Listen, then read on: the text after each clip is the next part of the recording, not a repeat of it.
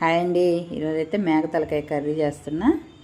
ఇప్పుడైతే చూసేయండి. ముందుగా తలకాయ కూరని కడిగి క్లీన్ చేసి పక్కన పెట్టేసా. ముందుగా కొంచెం సాల్టు, కొంచెం అల్లం పేస్టు, పసుపు, ఒక అర స్పూన్ కారం వేసి కొంచెం వాటర్ వేసుకున్నాను. ఇప్పుడు 4-5 విజిల్స్ రానివ్వాలి. ఈలోపు ఉల్లిపాయలు, టమోటాలు కట్ చేసి పక్కన పెట్టేసుకున్నా. స్టవ్ మీద కళాయి పెట్టి 4 స్పూన్ల ఆయిల్ వేసి కట్ చేసుకున్న ఉల్లిపాయ ముక్కలు కూడా వేసుకోవాలి.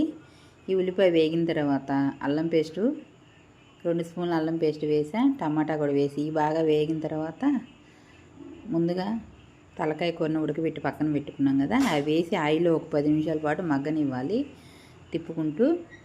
ఇప్పుడు పసుపు, కారం, కల్లుప్పు కూడా సరిపడా వేసుకొని ముందుగా ఉడికించుకున్న వాటర్ కూడా ఇందులో పోసేసుకోవాలి. ఇప్పుడు మనకు తగినంత గ్రేవీకి తగినన్ని వాటర్ వేసుకొని మూత పెట్టి ఒక 10 నిమిషాలు, పావు గంట ఉడకనివ్వాలి. కొబ్బరి పొడి, చెక్క, లవంగాలు, ధనియాలు వేసి పట్టిన పౌడర్ వేసుకున్నా. అంతే. కొత్తిమీర లేదండి, కొత్తిమీర అయితే టేస్ట్ బాగుంటుంది. ఇంకా అంతేనండి. బాయ్ అండి. నచ్చిందా మరి వంట?